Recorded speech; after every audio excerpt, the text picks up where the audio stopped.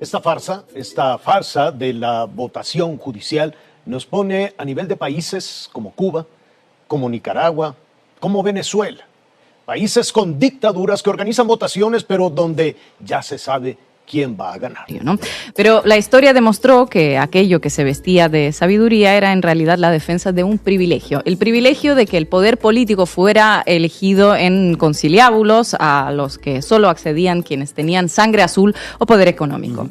No es otra cosa lo que hoy defiende la derecha mexicana y sus expresiones en los medios de comunicación. El privilegio de esa vieja casta donde se cruzan los intereses políticos del PRI y el PAN con...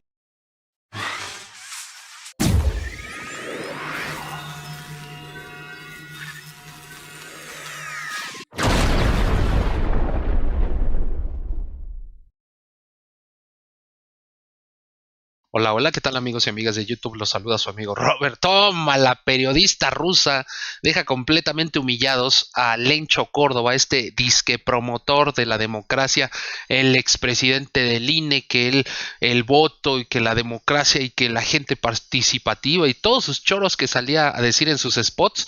Pues ahora sale a decir que no hay que votar, que todo es una mafia, que alguien está detrás.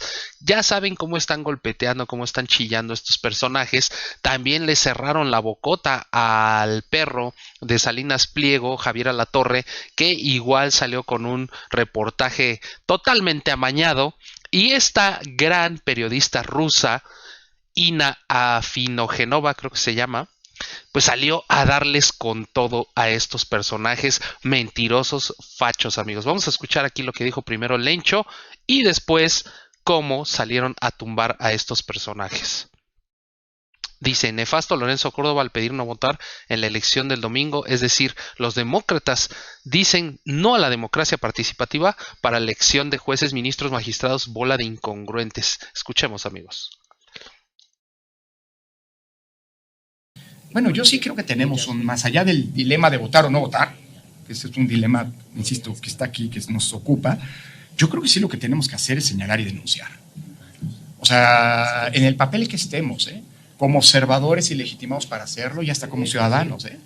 Miren, el liberar los contextos de exigencia, yo siempre lo pedí como autoridad electoral, aunque a veces implicaba que nos tundieran. Y yo creo que, a ver, a estas autoridades electorales se enoja la presidenta del INE que porque los exconsejeros estamos hablando, pues se enoja porque ciudadanos hablan y opinan. O sea, que estamos, en la Constitución yo leí que teníamos vetado postularnos, pero no hablar, ¿no?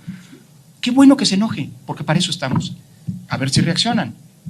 Porque buena parte de la, y en esto tiene razón María Amparo, de todos los puntos que yo señalé aquí en términos de la degradación, de la pérdida de elementos de integridad electoral, todos fueron decididos por el INE, ninguno por la ley. Que la ley haya planteado cosas que son impracticables y al INE no le quedaba que otra, es otra historia, pero todos fueron decididos por el INE. ¿Quién decidió que iba a haber menos casillas? El INE, porque no había dinero, pero fue el INE. ¿Quién decidió que no iban a contarse los votos en las mesas? No la ley, lo decidió el INE. ¿Quién decidió que no se iban a anular las boletas sobrantes? Lo decidió el INE. ¿Quién decidió que el cómputo iba a ser en los consejos distritales? Lo decidió el INE. Es decir, todas estas decisiones han sido, toda la degradación, es decir, el responsable directo de la pérdida de elementos que garantizan la integridad electoral han sido las autoridades electorales con sus decisiones. El INE primero y el tribunal después validándolas o corrigiéndolas. Todas, Bueno, ¿por qué exigirle a un INE que está entregado? Bueno, al menos una buena noticia dentro de todas. Salió la presidenta Tadei a decir que en la noche de la elección sí se va a dar un dato, el de la participación. No es cosa menor, Porque si tenemos un dato oficial de participación y resulta que en los cómputos distritales votaron 3 veces más de la que dijeron en la noche, dice María Amparo, les vale madre. Ya lo sé que les vale madre, ¿no? Y creo que están más preocupados en quedar bien con el oficialismo que quedar bien con la ciudadanía. Ese es mi punto de vista y creo que ahí se están equivocando. Pero que conste. Porque si sale a dar un dato de participación a la autoridad electoral en la noche y luego resulta que es otro, dramáticamente distinto, perdón, pues ¿cómo, con esa disparidad, cómo van a poder decir no, el que hable de fraude es un irresponsable y qué sé yo? Y eso es lo que hay que documentar. Porque lo que va a venir no es nada más de aquí, o sea, está bien que hoy pensemos de aquí al 1 de junio, lo que hay que pensar es lo que viene después. Porque lo que va a venir después va a requerir que lo que haya ocurrido esté documentado, porque yo creo que lo que tendríamos que plantear desde la sociedad es hacia dónde tiene que ir una nueva reforma electoral, una nueva reforma judicial. Esta reforma no aguanta, va a haber elecciones en 2 años, hay muchas cosas que no pueden volver a repetirse. Pues bueno, amigos, ya escuchamos aquí al rey de la democracia junto con su achichincle Ciro Murayama, que pues ahora según ellos no es democracia, aunque la gente vote y elija y todo, ya está amañado y la gente no cuenta, son otros intereses los que están ahí detrás, por favor. Sí, como dijo Noroña, si a los presidentes los elegimos, diputados, senadores, y ya hay más, obviamente, información para la gente, más participación de la gente, más programas para la gente, pues eso es lo que les enoja a estos personajes, que la gente se inmiscuya más en la política y que dé pues sus opiniones.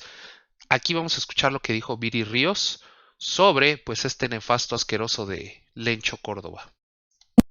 Hay quien no quiere participar en la elección del Poder Judicial porque dice que todos los candidatos fueron electos por Morena y entonces ya no vale la pena porque todos son morenistas. Pero esto es falso. Yo me he dedicado en las últimas semanas a analizar el perfil de 117 distintos candidatos por medio de una herramienta de evaluación. Y lo que he encontrado es que de hecho una parte muy importante, el 55% de los candidatos no tienen ninguna afinidad partidista.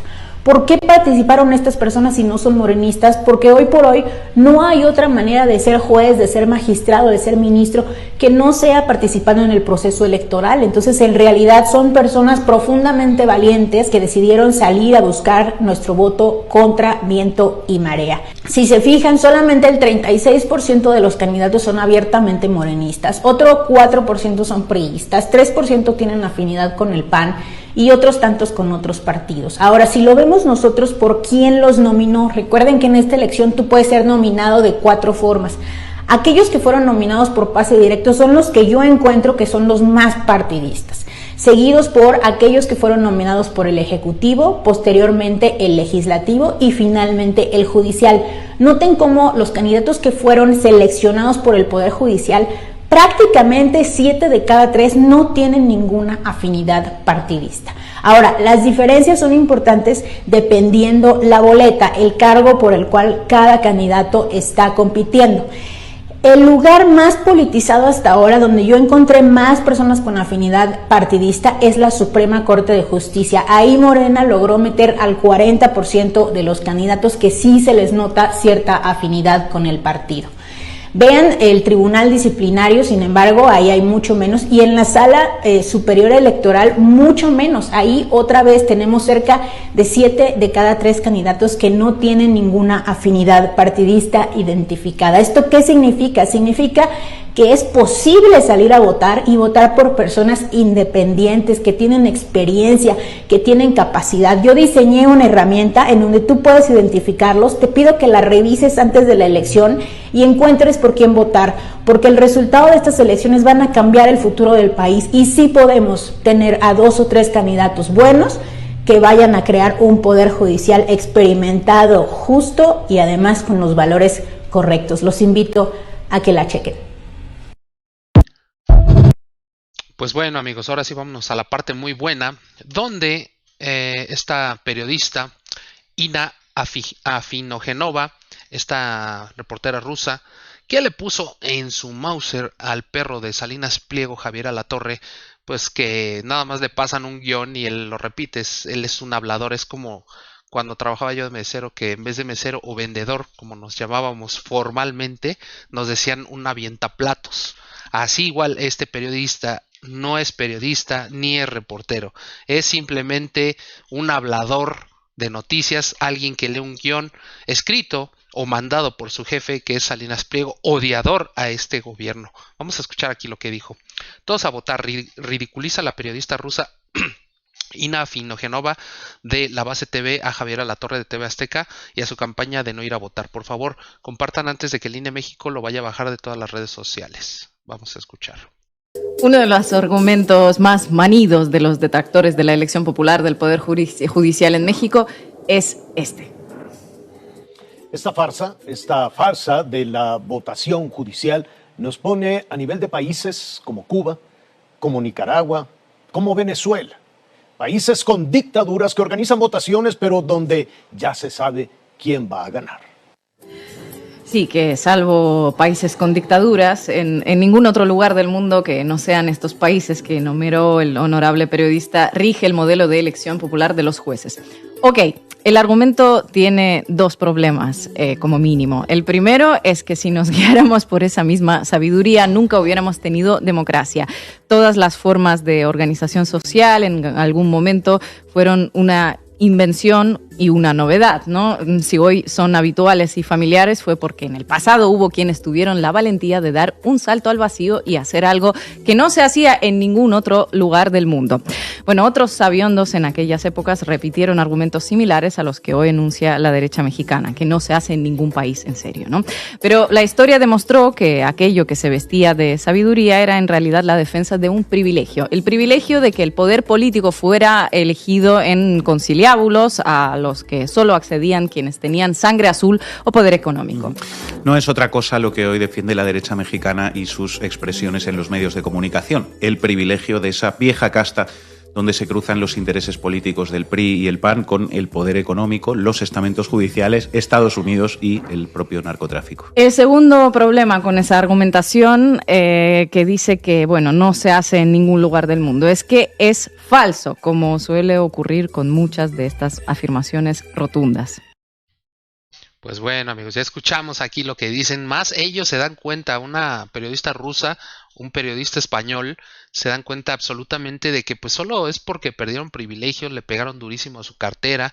Antes repartían el dinero en una sola bolsa, en una sola familia, con amigos, y ahora pues está en muchísimas partes de todo México, en becas, en programas sociales, con gente, apoyo al campo.